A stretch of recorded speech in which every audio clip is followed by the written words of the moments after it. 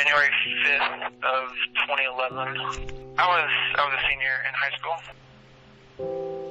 We've been here in country for about 3 months. We're deployed for 12 months, and we'll be in country for 9.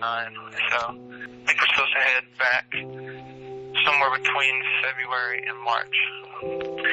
I've had to skip a few semesters because of military training here and there, so I'll probably return to Baylor in fall of next year. The summer of 2003, I joined the Army Reserve and did basic training that whole summer. And then the next summer, summer 2004, I did advanced training. And it was May of 2005 that I got called to active duty. And it was, I had 2 days of notice. I had 2 weeks left in the junior year, and they called me on Friday and said, "You're flying up here on Sunday." I was being deployed with a unit out of Mesquite.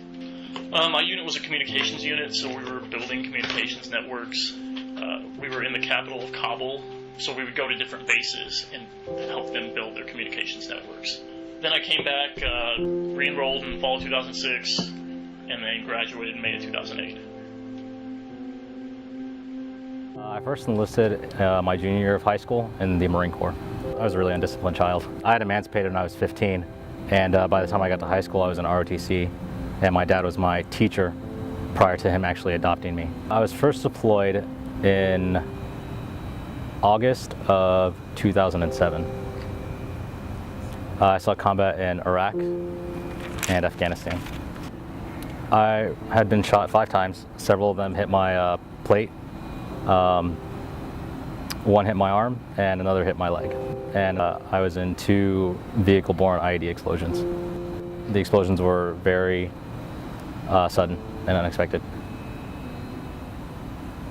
Relating to students was pretty difficult at first, and it wasn't until I found out about the Veterans of Baylor that I was able to find a really good community.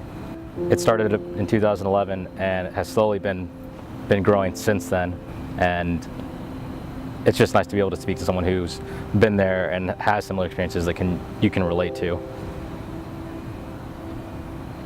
My experience in working with the vets has been fantastic. I wake up every day with such a passion to make sure that they get every opportunity possible to be successful.